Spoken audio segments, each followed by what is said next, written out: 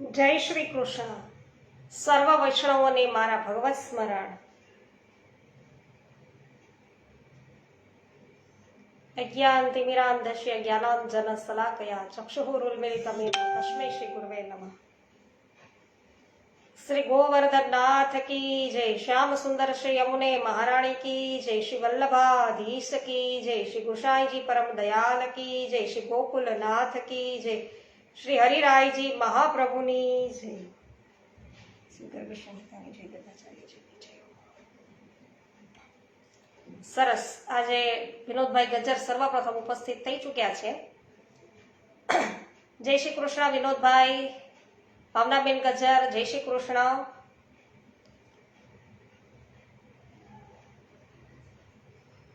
અધ્યાય છે 41મો લઈ રહ્યા છીએ ગર્ગ સંહિતાના વિશ્વજીત ખંડનો. નારદજી બોલ્યા છે કે હે રાજન, બાકીના દૈત્યોને લઈને વિવિધ પ્રકારના અસ્ત્ર શસ્ત્ર ધારણ કરીને બળવાન વીર શકુની દિવ્ય મનોહર અશ્વ ઉચ્ચૈ શ્રવાહ પર આરૂઢ થઈને ક્રોધથી અચેત જેવો થઈને ધનુષ ટંકાર કરતો ભગવાન શ્રી કૃષ્ણ સામે યુદ્ધ કરવાના માટે આવ્યો. રણ દુર્મર્દ દૈત્ય શકુની તથા તેની સેનાનું પુનઃ આગમન જોઈને બધા વૃષણી વંશીઓએ પોતાના આયુધ છે ઉઠાવ્યા અને તે સમયે દૈત્યોનું યાદવો સાથે ઘોર યુદ્ધ થયું. વીરો સાથે વીર એ રીતે ઝૂઝવા લાગ્યા જેમ સિંહો સાથે સિંહ લડી રહ્યા હોય.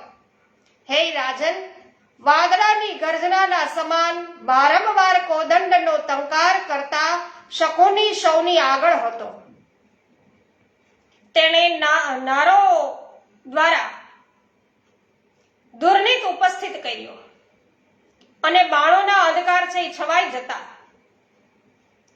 સારંગ ધનુષ ધારણ કરનારા એવા ભગવાન ગરુડ ધ્વજ પોતાના ધનુષથી શોભિત થયા. સાક્ષાત ભગવાન શ્રી કૃષ્ણે પોતાના એક જ બાણથી લીલાપૂર્વક શકુનીના બાણ સમૂહોને કાપી નાખ્યા. હે મિથિલેશ્વર, યુદ્ધમાં પોતાના કોદંડને કાન સુધી ખેંચીને શકુનીએ ભગવાન શ્રી કૃષ્ણના હૃદયમાં 10 બાણ માર્યા. ત્યારે પ્રલય સમુદ્રના મહાન આવર્તોના ભીષણ સંગ્રહના સમાન ગંભીર નાદ કરનારી શકુનીના ધનુષની પ્રત્યંચાને શ્રી કૃષ્ણએ 10 બાણોથી કાપી નાખી. હે નરેશ્વર, માયાવી દૈત્ય શકુની સૌના દેખાતા 100 રૂપો ધારણ કરી અને શ્રી હરિની સાથે યુદ્ધ કરવા લાગ્યા. ત્યારે સાક્ષાત ભગવાન શ્રી કૃષ્ણ 1 સહસ્ત્ર રૂપો ધારણ કરી અને તે દૈત્યની સાથે યુદ્ધ કરવા લાગ્યા. તે અદ્ભુત વાત થઈ. બળવાન દૈત્યરાજ શકુનીએ માયાસુરના બનાવેલા અગ્નિતુલ્ય તેજસ્વી ત્રિશૂળને ઘુમાવીને તેને શ્રી હરિને ઉપર ચલાવી દીધું. ત્યારે ક્રોધિત થયેલા પરિપૂર્ણતમ મહાબાહુ શ્રી હરિએ તે ત્રિશૂળને કાપી નાખ્યું અને પછી ક્રોધથી ભર્યા મહાબાહુ શ્રી હરિએ શકુનીના મસ્તક પર પોતાની ગદા ચલાવી અને વજ્રતુલ્ય ગદાની ચોટથી તે દૈત્યને ઘોડા પરથી નીચે પાડી નાખ્યો. ગદાના ઘાથી પીડિત દૈત્ય ક્ષણભરના માટે તો મૂર્છિત થયો. પછી યુદ્ધ સ્થળમાં પોતાની ગદા લઈને તે માધવની સાથે યુદ્ધ કરવા લાગ્યો. તે વખતે રણમંડળમાં ગદાઓ દ્વારા તે બંનેની વચ્ચે ઘોર યુદ્ધ થયું. ગદાના ટકરાવાના ચટ ચટ શબ્દ વજ્રના ટકરાવાની જેમ સંભળાતા હતા. શ્રી કૃષ્ણની ગદાથી ચૂરેચૂરા થયેલી શકુનીની ગદા પૃથ્વી પર પડી. તે યુદ્ધમાં સૌના દેખાતા અંગારાની જેમ બળવા લાગી. જેમ પર્વતની કંદરામાં 2 સિંહો લડે તેમ વનમાં 2 મતવાલા હાથી ઝૂઝતા હોય તે પ્રકારે આ સમરાંગણમાં તે બંને શ્રી કૃષ્ણ અને શકુની પરસ્પર યુદ્ધ કરવા લાગ્યા. શકુનીએ શ્રી કૃષ્ણને 100 યોજન પાછળ ધકેલી દીધા અને શ્રી કૃષ્ણે તેને પૃથ્વી પર 1000 યોજન પાછળ ધકેલી દીધો. ત્યારે ત્રિભુવનના નાથ શ્રી હરિએ તેને બંને ભુજાઓમાં પકડીને જાંગોના ધક્કાથી જમીન પર તેને પછાડી દીધો. તેનાથી એ દૈત્યને કંઈક વ્યથા થઈ. પછી તે દુરાચારી શકુનીએ ઝારુદી પર્વતને પકડીને તેને શ્રી કૃષ્ણ પર ચલાવ્યો. પર્વતને પોતાના પર આવતો જોઈને કમળ નયન ભગવાન શ્રી કૃષ્ણે પુનઃ તેને પોતાના તરફ લાવી દીધું. એ પ્રકારે જય શબ્દનો ઉચ્ચારણ કરતા તે બંને એકબીજા પર તે પર્વત દ્વારા પ્રહાર કરવા લાગ્યા. હે રાજન, તે પર્વતના પ્રહારથી તે બંનેએ ચંદ્રાપુરીને પણ ચૂરેચૂરા કરી નાખ્યા. તે વખતે દૈત્ય શકુનીએ અત્યંત કોપિત થઈને ઢાલ તલવાર ઉઠાવી અને મહાત્મા શ્રી કૃષ્ણની સામે તે યુદ્ધને માટે આવી ગયા. ત્યારે ભગવાન સારંગધરે પોતાના સારંગ ધનુષ્ય લઈ અને તેના પર સહસા અર્ધચંદ્રમુખ બાણના સંધાન છે કર્યા, જે યુદ્ધ સ્થળમાં ગ્રીષ્મ ઋતુના સૂર્યના સમાન ઉદ્ભાસિત થયા. સારંગ ધનુષથી છૂટીને તે દિવ્ય બાણ દિગ્મંડળને વિદ્યોધિત કરતા શકુનીનું મસ્તક કાપી અને ભૂમિને ભેદન કરીને તલલોકમાં ચાલ્યું ગયું. તો તલલોક છે એમાં એમનું મસ્તક છે જતું રહ્યું શકુનીનું. અને તે વખતે દૈત્ય શકુની પ્રાણ શૂન્ય થઈ અને યુદ્ધ રથમાંથી પડ્યો. હે મિથિલેશ્વર, ભૂમિનો સ્પર્શ થતા જ તે ક્ષણભરમાં પુનઃ જીવંત થયો. તો પોતાના કપાયેલા મસ્તકને પોતાને હાથે ધડ પર રાખી અને એ યુદ્ધ કરવાના માટે પુનઃ ઉઠીને ઊભો થઈ ગયો. તે અદ્ભુત ઘટના થઈ. તો આ પ્રકારે શ્રી કૃષ્ણના હાથે 7 વાર માર્યો જતા 7 વાર છે એ મર્યો, પણ એ મહાન અસુર ભૂમિના સ્પર્શથી ફરી પાછો ઊભો થઈ જતો હતો અને રાહુની જેમ પાછો ઉઠીને ખડો થઈ જાય. હવે તે એકલો જ યાદવ કુળનો સંહાર કરવાને માટે તૈયાર થયો છે અને વનમાં દાવાનળની પેઠે તે મહાશક્તિશાળી મહાદૈત્યે તત્કાળ યાદવ સેનામાં પ્રવેશ કર્યો અને તેણે અશ્વો અને શસ્ત્રો સહિત મહાવીર ઘોડે સવારોને તથા મદમદ હાથીઓની ભુજાઓ છે એને ભુજાઓથી પકડીને આકાશમાં લાખ યોજન દૂર ફેંકી દીધા. કેટલાય હાથીઓના મોં, કેટલાયના તો બંને કંધા અને કેટલાયના બંને કક્ષ પકડી અને ફેંકતો એ દૈત્ય કાલાગ્નિ રુદ્રના સમાન જણાતો હતો. એ દૈત્યના બંને પગો અને હાથીએ મહાસમરમાં જ્યારે ભારે આતંક ઉત્પન્ન કરી દીધો અને મહાત્મા શ્રી કૃષ્ણની સેનામાં જોર જોરથી હાહાકાર થવા લાગ્યો, ત્યારે વિશ્વ રક્ષક સાક્ષાત ભગવાન શ્રી કૃષ્ણે સાધુ પુરુષોની રક્ષાના માટે પોતાના અસ્ત્ર સુદર્શન ચક્રનો પ્રયોગ કર્યો અને તેના હાથેથી છૂટેલ આ તીક્ષ્ણ એવા સુદર્શન ચક્ર પ્રલયકાળના કોટી સૂર્યથી દીપ્તિમાન પ્રભાથી પ્રજ્વલિત થઈ ઉઠ્યું અને તેણે એ મહાયુદ્ધમાં શકુનીના સુદઢ મસ્તકને કાપી નાખ્યું. ત્યાં સુધી ભગવાન શ્રી કૃષ્ણે મહાસમરમાં મૃત્યુ પામેલા શકુનીને બળપૂર્વક આકાશમાં ફેંકી દીધો અને પછી શ્રી પતિએ યાદવોને કહ્યું કે તમે લોક તેના શરીરને બાણોની ઉપર ને ઉપર જ છે એ ફેંકતા રહો, એટલે એના શરીરને છે જમીનને અડવા નથી દેવું. એટલે નારદજી બોલ્યા કે હે રાજન, શ્રી હરિની આ વાત સાંભળીને સમસ્ત યાદવ શ્રેષ્ઠ વીર આકાશેથી પકડીને તે દૈત્યના ચમકતા બાણોથી છે મરવા લાગ્યા. હે રાજન, દીપ્તિમાનના બાણોથી ઘાયલ થઈને તે દૈત્ય લોકોના દેખાતા ગેંદની જેમ 100 યોજન ઉપર ચાલ્યો ગયો. પછી સામે બાણોનો ધક્કો પામીને તે 1,000 યોજન ઉપર ચાલ્યો ગયો. જ્યારે તે આકાશેથી પાછો નીચે પડવા લાગ્યો ત્યારે અર્જુને પોતાના બાણથી તેના પર ઘા કર્યો અને તે બાણથી તે દૈત્ય રાજ 10,000 યોજન ઉપર ચાલ્યો ગયો. અને પછી જ્યારે તે નીચે આવવા લાગ્યો ત્યારે અનિરુદ્ધના બાણો તેને લાખ યોજન ઉપર એને ઉછાળી દે છે અને ત્યારબાદ પ્રદ્યુમ્નના બાણથી તે 10 લાખ યોજન ઉપર ઉઠી ગયો અને ત્યાર પછી તે પુનઃ આકાશેથી નીચે પડતા જોઈને યોગેશ્વરે ભગવાન શ્રી કૃષ્ણએ તેના પર બાણ માર્યું અને જેનાથી કોટી યોજન ઉપર ચાલ્યો ગયો. તે પ્રમાણે 2 પ્રહર સુધી તે દૈત્ય આકાશમાં જ રહ્યો અને તેને નીચે પડવા દીધો નહીં. પછી સાક્ષાત શ્રી હરિએ તેના પર બીજું બાણ માર્યું અને તે બાણે બધી દિશાઓમાં તેને કોટી યોજન ઘુમાવીને સમુદ્રમાં પછાડ્યો.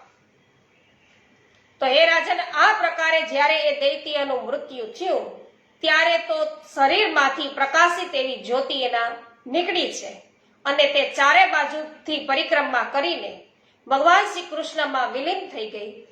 અને તે વખતે પૃથ્વી અને આકાશમાં જય જયકાર થવા લાગ્યા અને વિદ્યાધરીઓ અને ગંધર્વ કન્યાઓ આનંદિત થઈ અને આકાશમાં નૃત્ય કરવા લાગી.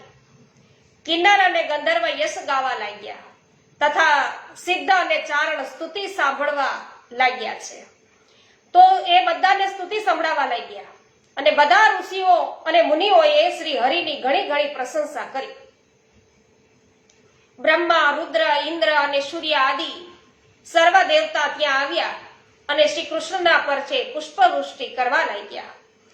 શ્રી કૃષ્ણ કનૈયા લાલ કી જય. તો વૈષ્ણવો, આ પ્રમાણે શ્રી ગર્ગ સંહિતાના વિશ્વજીત ખંડના શ્રી નારદ બહુલાષ્ટ સંવાદમાં શકુની દૈત્યનો વધ એ નામનો આ 41મો અધ્યાય છે એ પૂર્ણ થયો. તો વૈષ્ણવો, આજે સર્વને દાન એકાદશી ની ખૂબ ખૂબ મંગલ બધાઈ.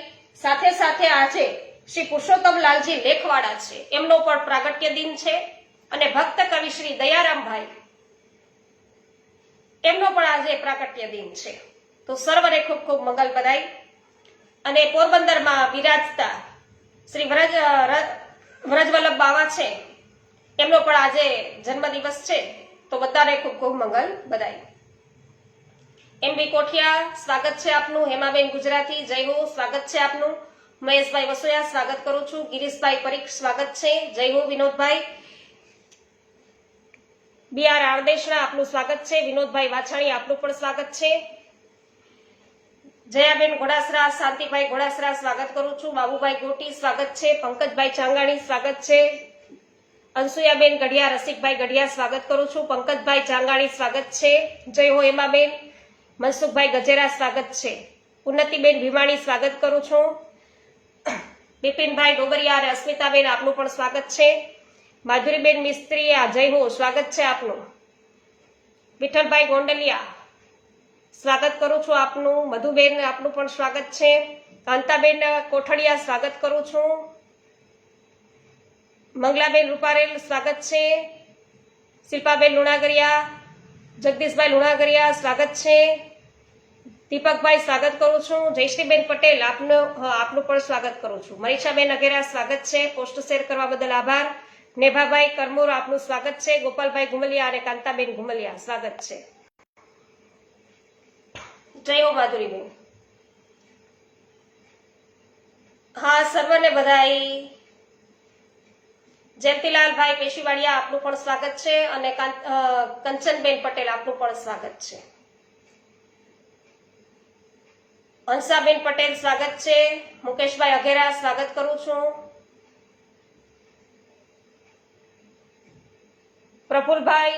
પ્રફુલચંદ્રભાઈ સોની, આપનું પણ સ્વાગત છે બધાઈ.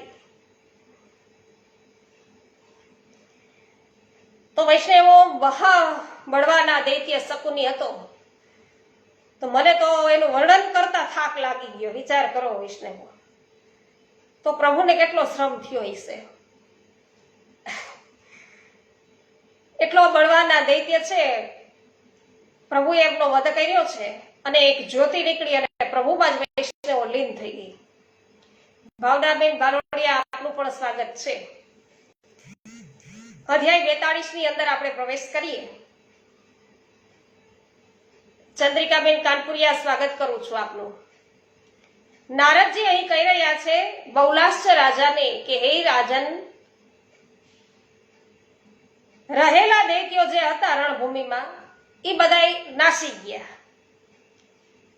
અને યાદવેન્દ્ર ભગવાન શ્રી હરિ વીણા, વેણુ, મૃદંગ અને દુદુભી આદિ વાજિંત્રો વગાડતા અને સુત, માગધ અને બંદીજનો છે એ બંદીજનોના મુખેથી પોતાના યશગાન સાંભળતા પુત્રો તથા બીજા યાદવોની સાથે સેનાથી ઘેરાઈને શંખ, ચક્ર, ગદા, કમળ અને સારંગ ધનુષથી શોભિત થઈને દેવતાઓ સહિત ચંદ્રાવતી નગરીમાં ગયા અને ત્યાં પોતાના પતિના માર્યા જવાના કારણે રાણી મદાલસા શકુનીના પુત્રને ગોદમાં લઈને દુઃખથી આતુર થઈને અત્યંત કરુણાજનક વિલાપ કરતી હતી અને તેના મુખ પર અશ્રુધારા વહેતી હતી અને તે અતિ દીન થઈ ગઈ હતી. તેણે તરત જ હાથ જોડી અને પોતાના બાળકને શ્રી કૃષ્ણના ચરણોમાં મૂકી દીધું અને ભગવાનને નમસ્કાર કરીને કહ્યું. આ મદાલસા છે રાણી બોલ્યા કે હે પ્રભો આદિદેવ, આપ ભૂતળનો ભાર ઉતારવાને માટે આ યદુકુળમાં અવતીર્ણ થયા છો, તો આપ જ સંસારના સર્જક છો અને પ્રલયકાળ આવતા આપ જ સંહાર કરશો. કિંતુ કદી આપ ગુણોથી લિપ્ત નથી થતા. હું આપની અનુકૂળતા પ્રાપ્ત કરવાના માટે આપને પ્રણામ કરું છું. મારો દીકરો ઘણો જ ડરેલો છે, આપ તેનું રક્ષણ કરો. હે દેવ, એના મસ્તક પર આપનો વરદ હસ્ત રાખો. હે દેવેશ જગન્નિવાસ, મારા પતિએ આપનો જે અપરાધ કર્યો છે તેને ક્ષમા કરો. નારદજી બોલ્યા કે હે રાજન, આ મદાલસાએ આમ કહેતા મહામતી ભગવાન શ્રી કૃષ્ણે તે બાળકના મસ્તક પર બંને હાથો રાખીને ચંદ્રાવતીનું રાખું રાજ્ય છે એને આપી દીધું અને પછી કલ્પ પર્યંતનું આયુ છે એ પણ આપી દીધું. એટલી ઉંમર એને આપી.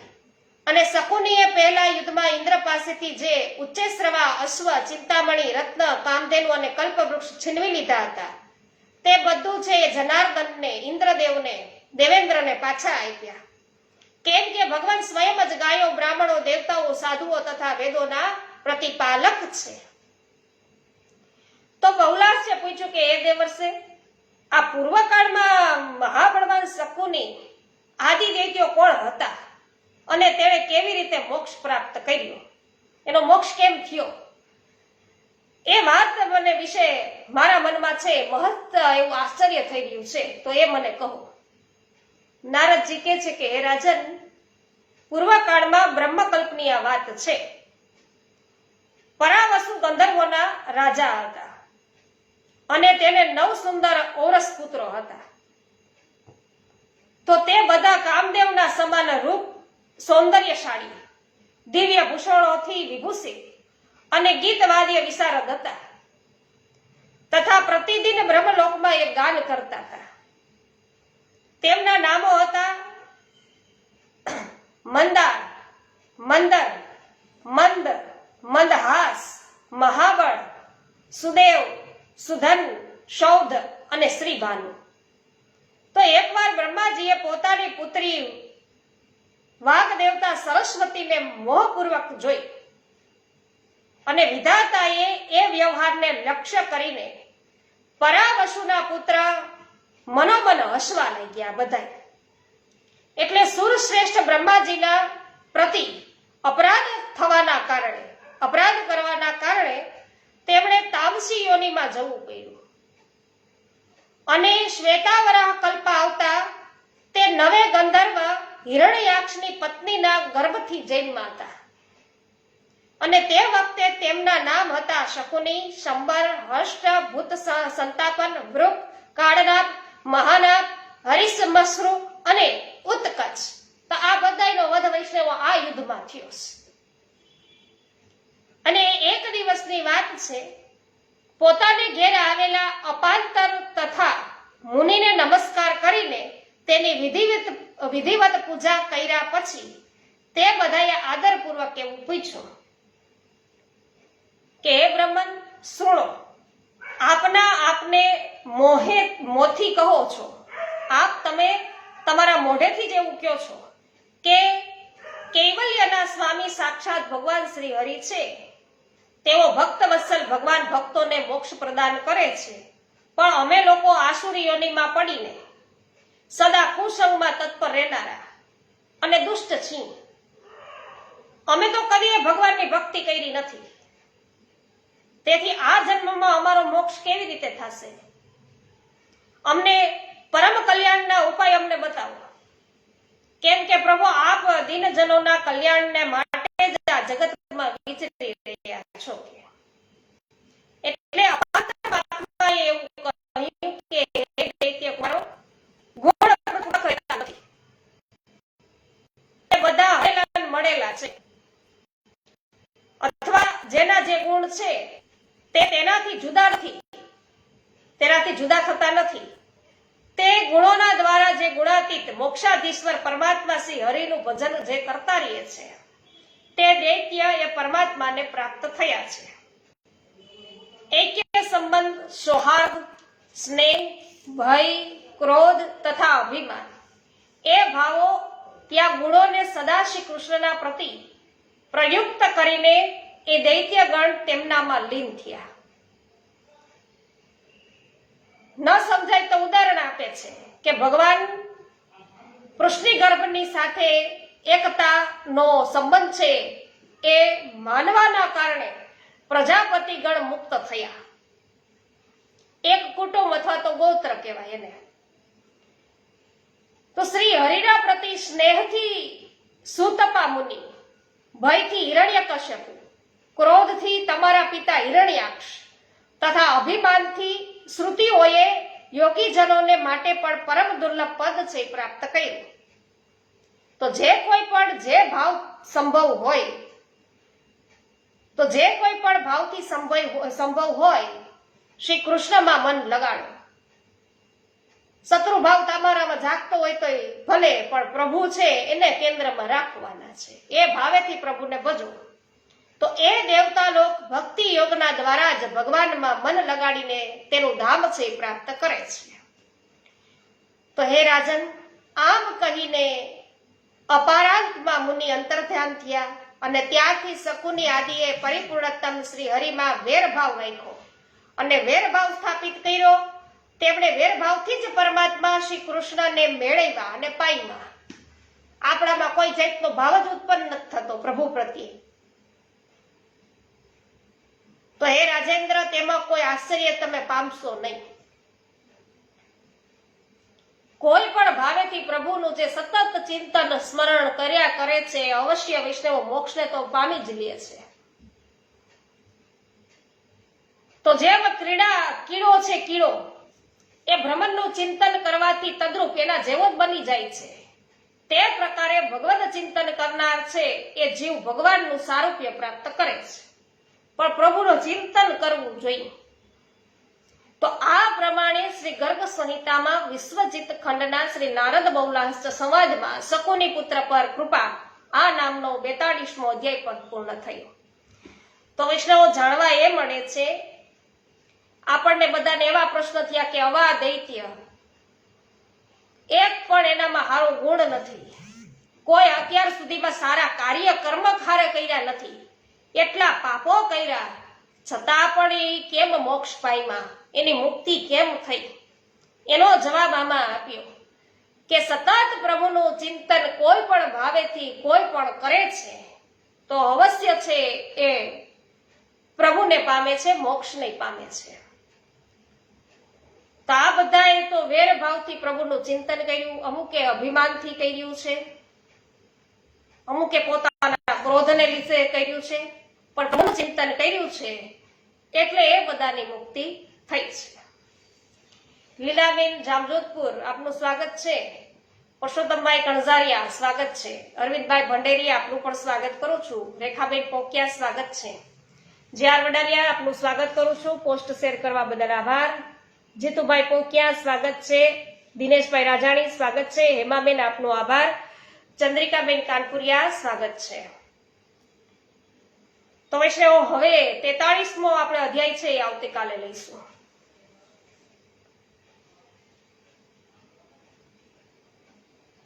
તો આજે છે કોના પ્રાગટ્ય દિવસ છે એને તમને ખ્યાલ આવી ગયો હશે કે શ્રી પુરુષોત્તમલાલજી લેખવાડા છે, એમનો ભક્ત કવિ, ભક્ત શિરોમણી કહી શકાય એવા શ્રી દયારામભાઈનો પણ આજે જન્મદિવસ છે અને જય વલ્લભ બાબા પોરબંદરમાં બિરાજે છે, એમનો પણ આજે પ્રાગટ્ય દિન છે.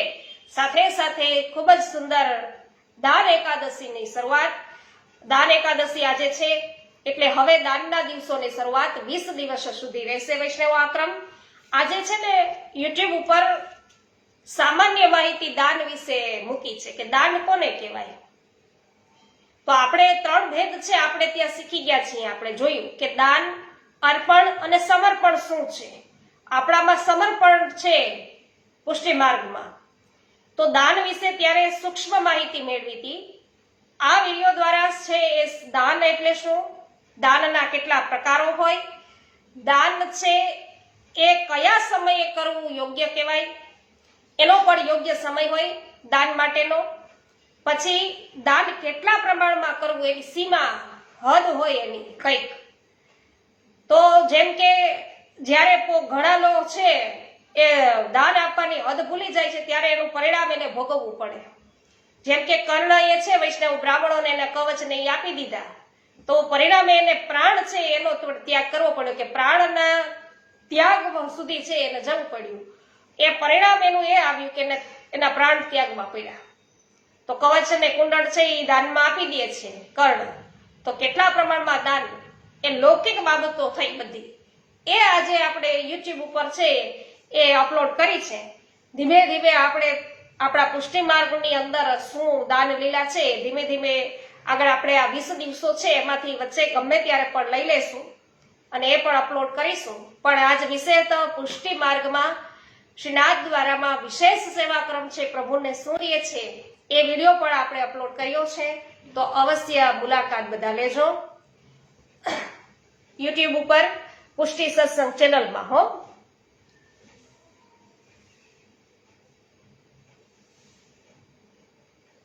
શ્રી ગોવર્ધનનાથ કી જય, શ્યામ સુંદર શ્રી યમુને મહારાણી કી જય, શ્રી વલ્લભાધીશ કી જય, શ્રી ગુસાઈજી પરમ દયાલ કી જય, શ્રી ગોકુલનાથ કી જય, શ્રી હરિરાયજી મહાપ્રભુની જય. સર્વે વૈષ્ણવોને મારા જય શ્રી કૃષ્ણ.